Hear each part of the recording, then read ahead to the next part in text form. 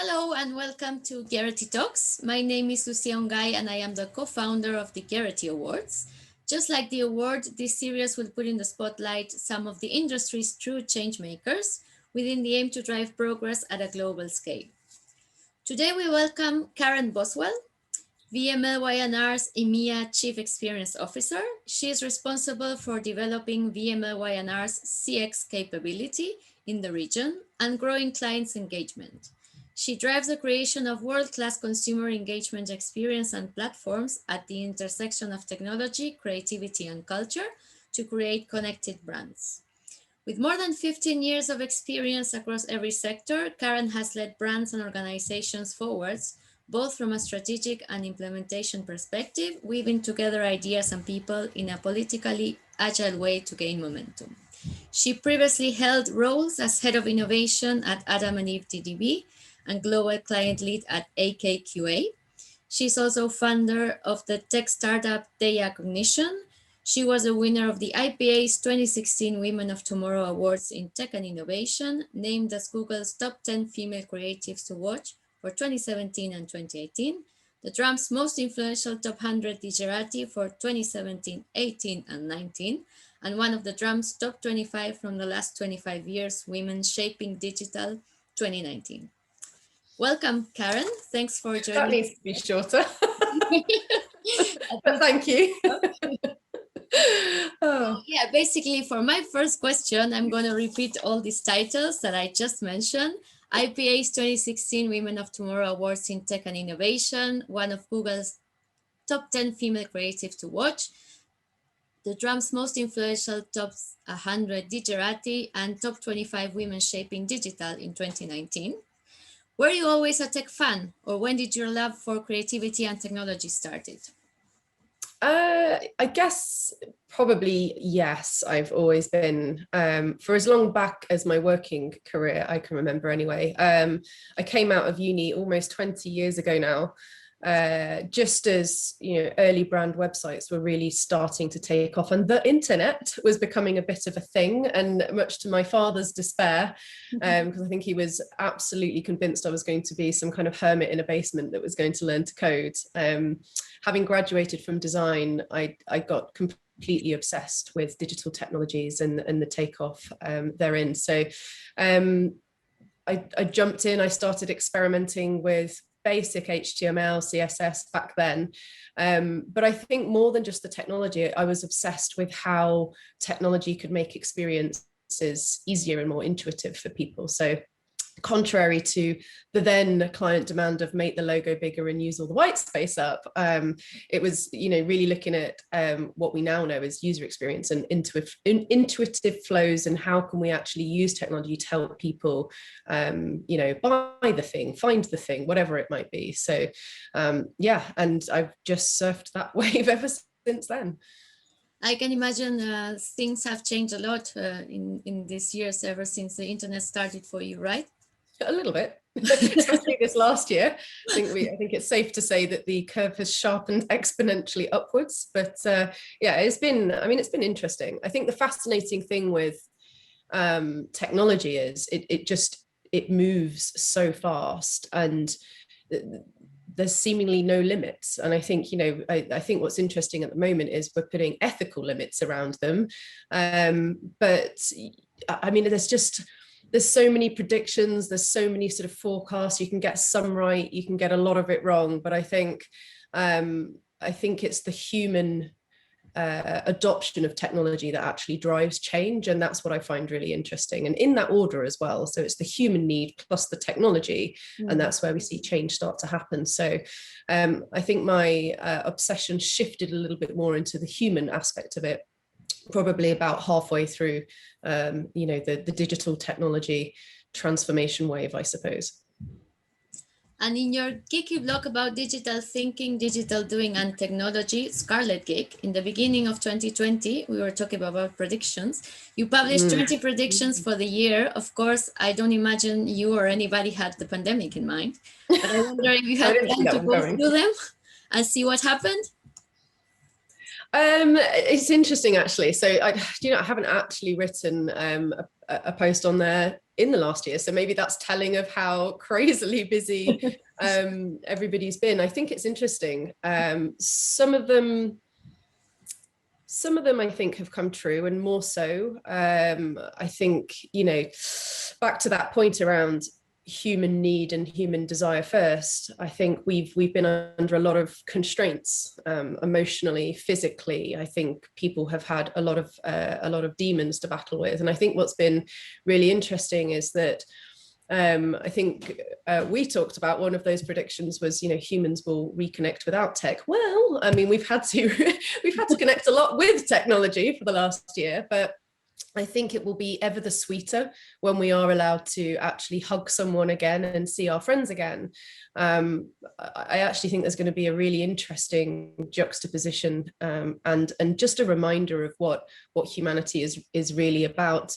I think what is quite interesting is how people have used technology for good and how people have used technology for bad in the last year. And I think that's really telling.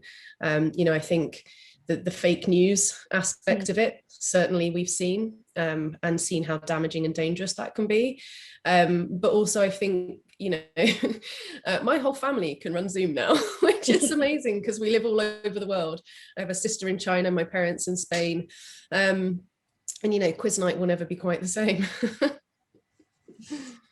And speaking about what we were mentioning before, so the number 10 that you predicted, humans will reconnect without tech, if this was already happening before the pandemic, I can imagine the feeling now. Do you think people will have more and more urge for this? And I agree that hooray for real hacks and not virtual ones. Yeah, I think, from a personal point of view, and I know I'm not alone, because it's hard not to talk about the situation when it's so consuming, isn't it? But my job and many of the people I know, they're people like humans crave human contact.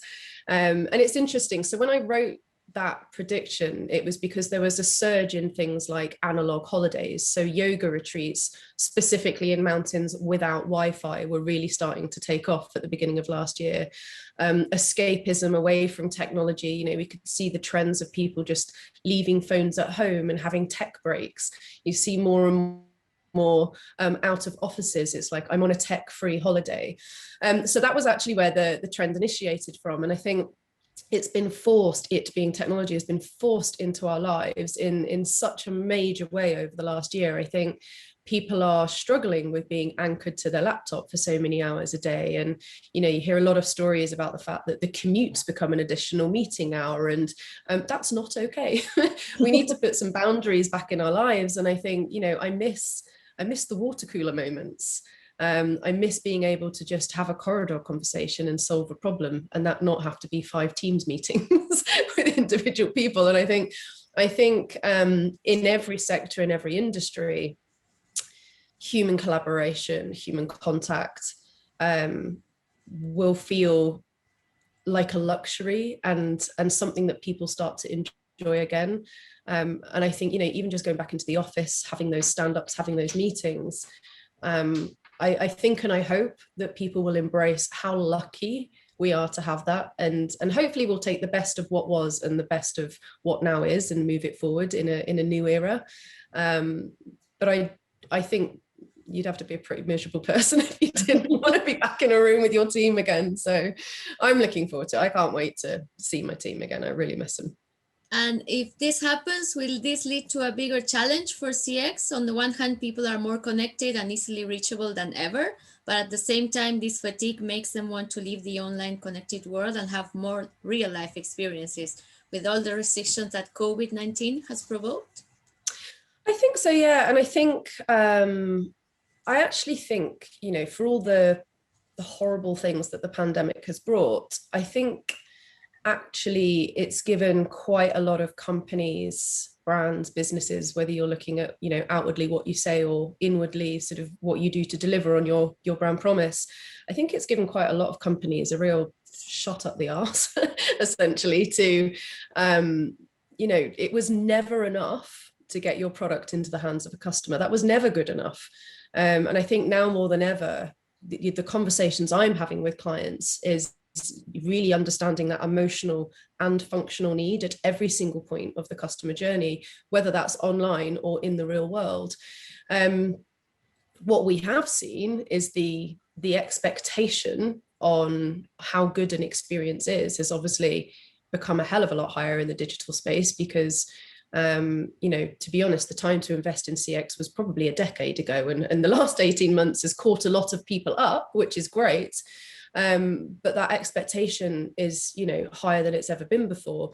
I think it's going to be interesting to see how that's reflected as we start to connect back into the real world. And I think there'll be probably a mix of nostalgia shopping experiences, but also frustration that we have to, wait. I mean, what? Who wants to wait for anything? But for the first time in 15, 20 years of talking to clients about digital change and people, I don't think I've ever had a year where I haven't had to tell clients to obsess over their customers and digitize at the pace of life. Like it's ironically one of the easier phases from a consultancy point of view, but definitely harder from an implementation point of view, just because we have much less time and much more demand. Do you think it's going to be like whenever the normal comes back, however it will come back, many of the things that we're only experiencing in real life will be like a mixture, like events and all these things, for example? There will be a little bit of both? Yeah, I think it's going to take some time to get back to, the total carefree nature that we maybe had before. I think there will be a nervousness, perhaps even an anxiety around, having hundreds of thousands of people, all sweaty together at a festival. I mean, definitely feels a little bit anti-COVID, doesn't it? But I think we will get there. And I think we just, we have to just be a little bit sensible about how we go about it. I just think we need to support each other in finding the balance of what's right from a physical health and a mental health point of view as well, actually. I think we need to have our freedoms, we need to see our friends and family, and I hope as we move forward, those are the things that drive the next wave of change and drive how those things are safe, but also, just not so restrictive. I think, we need to be able to move around. We weren't born to be caged. Yeah, definitely. And what campaigns or new projects have you been working on lately that you can tell us about? Yeah, I mean, I'm working on a big project at the moment, actually, that has been fairly all-consuming with Boots, who are a well-known UK retailer, part of the WBA group. And they are doing incredible amounts of work to really revisit their brand promise. And they're doing that by listening to what customers have asked of them over the last year or so. And I think, Boots is a great kind of presence across health, across wellness, across beauty. They've got lots of different roles to play in society, and therefore lots of different demands from customers. And I think the last year has really made them want to step up and step in, and they have done.